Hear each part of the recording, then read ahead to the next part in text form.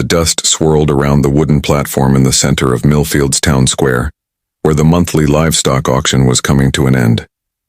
Sarah May stood tall on the weathered boards, her flowing dress catching the late afternoon breeze. At 28, she had grown accustomed to being called too much by the folks in town. Too tall, too strong-willed, too independent for their liking. The auctioneer's voice had grown hoarse from calling out prices all day. "What am I bid for Miss Sarah May's services as housekeeper and cook?" "Fine woman, strong as an ox, can handle any ranch work you throw at her." The crowd of ranchers and townspeople shifted uncomfortably. Some whispered behind their hands. Others shook their heads and turned away. Sarah May kept her chin high, though her heart was sinking lower with each passing moment of silence. "She's mighty big for housework," called out old Pete from the back. "Might break the furniture." A few men chuckled, but most just looked at their boots. The auctioneer cleared his throat nervously. In all his years, he'd never had such trouble finding takers for domestic help, especially with winter coming on and every ranch needing extra hands. "Come now, gentlemen. Miss Sarah May comes highly recommended. Worked for the Hendersons for 3 years before they moved east. Can cook for 20 men, mend anything that's torn, and—" "We can see she's healthy enough," interrupted Tom Bradley, the banker's son. "But my mother's looking for someone more delicate, someone who fits better in refined company." Sarah May's cheeks burned, but she held her composure. She'd heard it all before. In a world that prized petite, demure women, she was an anomaly that made people uncomfortable. Her father had been the same way. A gentle giant who'd taught her that true strength came from kindness, not from making yourself smaller to please others. The silence stretched on like molasses. Sarah May could feel the weight of judgment pressing down on her shoulders.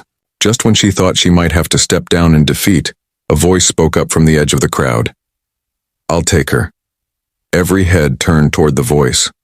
There stood Jake Coleman, a quiet rancher who'd lost his wife to fever 2 winters back. He wasn't the biggest man in town, nor the richest, but everyone respected his gentle way with horses and his reputation for fairness. Jake stepped forward, his weathered hands steady at his sides. He looked up at Sarah May with eyes that held no judgment, only quiet assessment. "What's your asking price for a full year's employment?" The auctioneer, relieved to finally have a bidder, quickly rattled off the terms. "Room, board, fair wages, and honest work in return for housekeeping, cooking, and general ranch assistance." "Sounds reasonable," Jake nodded. He pulled out a small leather pouch and counted out the required sum. "But I have one condition." The crowd leaned in, curious about what this soft-spoken man might require. Jake looked directly at Sarah May, his voice carrying clearly across the square. "You work for me because I need the help, not because anyone thinks you need fixing. My ranch is big enough for someone who isn't afraid to take up space." Something in Sarah May's chest loosened for the first time in months. She nodded, unable to trust her voice to remain steady.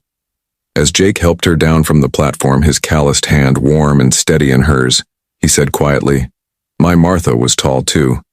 Always said the best views come from being able to see over everyone else's limitations." Sarah May felt tears prick her eyes, but they were different tears than she'd grown used to shedding. These weren't tears of frustration or hurt, but of relief. Of being seen, truly seen, by someone who understood.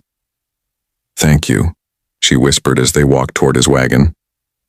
"No need for thanks," Jake replied, loading her simple belongings into the back. "I've been eating my own cooking for 2 years now. My stomach should be thanking you." As they rode toward Jake's ranch, Sarah May noticed how he handled the reins, gentle but confident, never forcing the horses but guiding them with quiet authority. It was the same way he'd spoken to her at the auction, she realized. "With respect, can I ask you something?" Sarah May said as they bumped along the dusty road. "Course. Why did you speak up today? You could have your pick of any woman in 3 counties for domestic help." Jake was quiet for a long moment, considering his words. "You know, my Martha used to say that the world tries to convince us all to shrink ourselves down to fit into boxes that were never meant for us in the first place. She was right about most things." He glanced over at Sarah May, his eyes crinkling at the corners.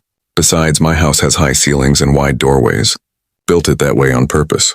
Seems foolish to fill it with someone who'd get lost in all that space." The ranch appeared over the next hill, a sprawling homestead with a large main house and well-maintained outbuildings. Everything about it spoke of care and attention, of a man who took pride in what he'd built without needing to show off about it.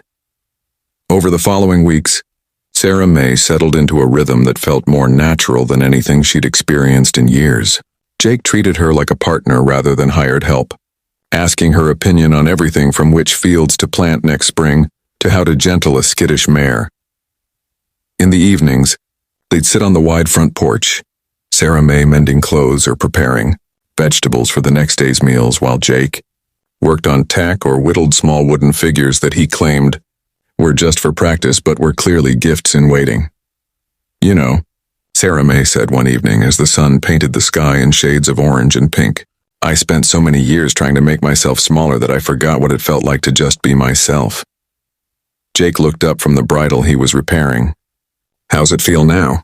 "Like coming home," she admitted. "Like I can finally breathe all the way down to my toes." "Good," Jake said simply. "A person should take up exactly as much space as they were meant to. No more, no less." As the season turned toward winter, Sarah May found herself looking forward to each day in ways she'd never expected. Not because her circumstances had changed dramatically, but because she was finally in a place where her natural size, physical and spiritual, was not just accepted but valued. And Jake, who had spent 2 lonely years wondering if he'd ever again share his life with someone who understood the difference between taking up space and taking up room, found himself grateful every day for the courage to speak up when it mattered most. Some evenings, as they worked side by side in comfortable companionship, Sarah May would catch Jake looking at her with something that went beyond employer appreciation, and sometimes when she caught him looking, he wouldn't look away. "You were right," she told him one December evening as snow began to dust the windowsills. "About what?" "I am exactly the right size for your ranch." She paused, meeting his gentle gaze. "And maybe for your life too."